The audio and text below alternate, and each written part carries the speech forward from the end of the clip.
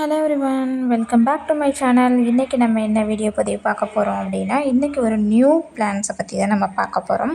இதை நிறைய பேர் வயலட் கனகாம்பரம் அப்படின்ற மாதிரியும் சொல்கிறாங்க. இது எக்ஸோரா பிளான்ட்டில் ஒரு வகை சார்ந்தது அப்படின்ற மாதிரியும் சொல்கிறாங்க.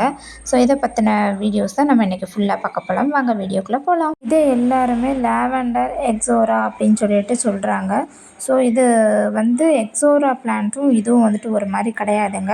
ஸோ நீங்கள் எக்ஸோரோட பிளான்ட்டோட லீஃப் பார்த்தீங்க அப்படின்னா நல்லா கட்டித்தன்மை உள்ளதாக இருக்கும். இது லைட்டாக தான் இருக்கும். உங்களுக்கு எல்லா இடத்துலையுமே பூக்கள் பூக்கும். பூக்கள் பூத்து முடித்ததுக்கப்புறம் இதிலருந்து பார்த்திங்கன்னா ஒரு சீட்ஸ் பிளாக்காக வரும். அந்த சீடை நம்ம போட்டாலே சூப்பராக உங்களுக்கு க்ரோ ஆகி வந்துடுவாங்க. எக்ஸோரா பிளான்ட்டுக்கும் இந்த லாவெண்டர் பிளான்ட் கலர் ஃப்ளவருக்கும் என்ன டிஃப்ரெண்ட்டுன்னு பார்த்துக்கிட்டிங்க அப்படின்னா, எக்ஸோரா ஃப்ளவரோட இது பால் மாதிரி ஃபுல்லாக ப்ளூம் ஆகும். இது கனகாம்பரம் வெரைட்டிஸ் மாதிரி நீண்டு ஒரே இதில் தான் உங்களுக்கு பூக்கள் கொடுக்குமே. நம்ம நார்மல் எக்ஸோராவில் லீஃபோட பெட்டல்ஸ் எத்தனை இருக்குன்னா 4 தான் இருக்கும். இந்த லாவெண்டர் எக்ஸோரா எப்படி இருக்கும் அப்படின்னா 5 இதழ்களோடு இருக்கும். ஸோ இது எக்ஸோரா வெரைட்டி கிடையாது. ஸோ இது நிறைய பேர் கனகாம்பரம் செடியும் அப்படின்ற மாதிரியும் சொல்கிறாங்க. ஸோ இது கேரளாவில் பொறுத்த வரைக்கும் இந்த நிறையா வீடுகளில் அழகுக்காக இதை வளர்க்கக்கூடிய ஒரு மலர்கள். இந்த செடிக்கு நிறைய பேர்கள் இருக்குங்க. லாவெண்டர் எக்ஸோரா, ப்ளூ தட் வயல் அப்படின்னு சொல்லிட்டு ஒரு பேர் இருக்குது. ஸோ இது கனகாம்பரம் அப்படின்ற மாதிரியும் சொல்கிறாங்க. இந்த பிளான்ட்ஸ் இது நாங்கள் வாடகை வீட்டில் இருக்கனால வீட்டுக்காரவங்க வச்சு விட்ருந்தது. ஸோ அவங்க வச்சு கிட்டத்தட்ட ஒரு 3 வருஷம் ஆகுது.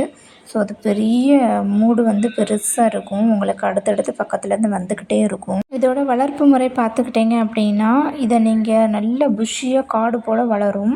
ஸோ இதை நீங்கள் ஒரு புஷ்ஷியாக வளர்க்கணும் அப்படின்னா ஒரு 20 இன்ச்சு பாட் தொட்டியை நீங்கள் ரெடி பண்ணிவிட்டு இதை நம்ம கட்டிங்ஸ் மூலியமாகவும் ப்ரொபகேஷன் பண்ணிக்கலாம். ஒரு கம்பை நீங்கள் உடச்சி தண்ணிக்குள்ளே போட்டு வச்சுட்டு அதுக்கப்புறமா நீங்கள் நட்டால் கூட சூப்பராக உங்களுக்கு க்ரோ ஆகி வருவாங்க. இதுக்கு மண் கலவைன்னு பார்த்துக்கிட்டிங்கன்னா 60% நம்ம கார்டன் நார்மல் சாயில் நீங்கள் எடுத்துக்கலாம். 20% நீங்கள் மணல் எடுத்துக்கலாம். 20% நீங்கள் கவுடங் உரங்கள் மண்புழு உரமோ இல்லை சாணங்கியோ மிக்ஸ் பண்ணி நம்ம கலந்து நம்ம வச்சுக்கிறலாம். மண் கலவைகள் லூஸாக இருந்தால் மட்டும்தான் வேர்கள் நல்லா வளர்கிறதுக்கு உதவியாக இருக்கும். ஆக்சிஜன் போகிறதுக்கும் வேர்களுக்கு நல்ல ஒரு ஆக்சிஜன் கிடைச்ச மாதிரியும் இருக்கும். அப்போ தான் பிளான்ட் நல்லா க்ரோ ஆகி க்ரீனிஸாக இந்த மாதிரி வளருவாங்க. நல்லா மார்னிங் வெயில் அடிக்கும் பார்த்தீங்களா, ஒரு 7 o'clockலேருந்து மதியம் 12 மணி வரைக்கும். ஸோ அந்த மாதிரி இருக்கிற வெயில் சைடில் வச்சாங்கன்னா உங்களுக்கு ரொம்ப நல்லாவே க்ரோ ஆகி வருவாங்க. ஸோ ரொம்ப டைரக்ட் சன்லைட்டில் அப்படி நம்ம வைக்கக்கூடாது. உங்களுக்கு லீஃப் ரொம்ப எல்லோஸாக இருந்தது அப்படின்னா ஒன்று நீங்கள் ரொம்ப டைரக்ட் சன்லைட்டில் வச்சுருந்தாலும் உங்களுக்கு அந்த இலைகள்லாம் பேன் ஆக ஆரம்பிக்கும்.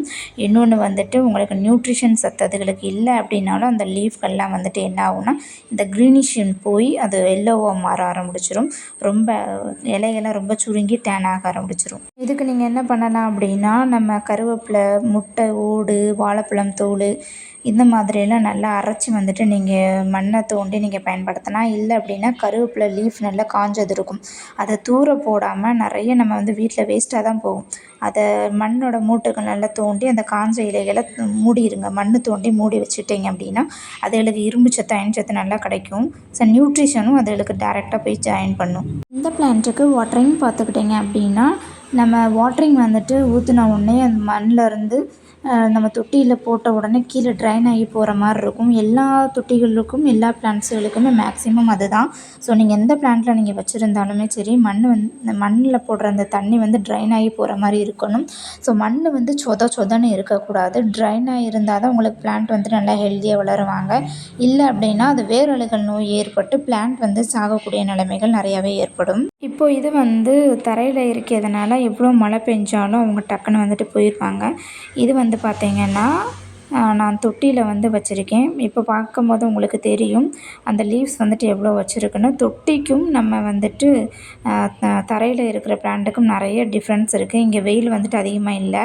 ஸோ வெயில் இல்லாததுனால அது என்ன நிலைமை ஆகிருக்குன்னு பாருங்கள். லீஃபெல்லாம் பயங்கர எல்லோஸ் ஆகிருக்கு. ஸோ இந்த மாதிரி ப்ராப்ளம்ஸ் நிறையா ஏற்படும். ஸோ அதுக்காக நீங்கள் அதுக்கு நியூட்ரிஷன் சத்து கொடுக்கணும். ப்ளஸ் அதுக்கு கொஞ்சம் நல்ல வெயில் இருக்கணும். அந்த மாதிரி நீங்கள் பார்த்துக்கோங்க. ஸோ நம்ம தண்ணி தேங்காத அளவுக்கு தொட்டியில் பார்த்துக்கிறணும். தரைக்கு பிரச்சனை கிடையாது. இதில் பஞ்ச் மாதிரி பூ பூத்துட்ருக்கு இல்லை பார்த்தீங்களா, இந்த பூ பூத்து முடிஞ்ச உடனே நம்ம கட் பண்ணி விட்டுறணும். ஸோ கட் பண்ணி விட விட உங்களுக்கு பஞ்ச் மாதிரி சூப்பராக க்ரோ ஆகி வருவாங்க.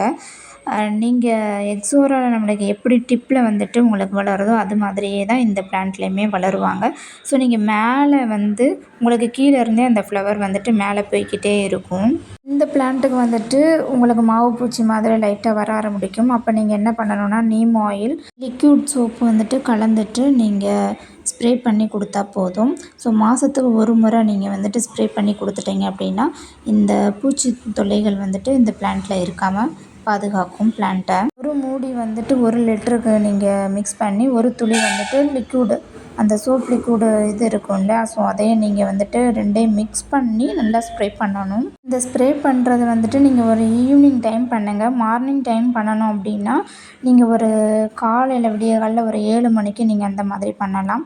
ஸோ ஈவினிங்க்கு அப்புறம் பண்ணும்போது உங்களுக்கு இன்னுமே பெஸ்ட்டாக இருக்கும். ஃபெர்டிலைசர் பொறுத்த வரைக்கும் நீங்கள் 2 மாதத்துக்கு ஒரு முறை மாட்டுச்சாணம், தொழு உரம், நல்ல காய்ந்த மக்கிய தொழு உரத்தை நீங்கள் மூட்டில் வந்துட்டு போடலாம். தொட்டியில் வச்சுருந்தீங்க அப்படின்னா தொட்டியில் பயன்படுத்துங்க.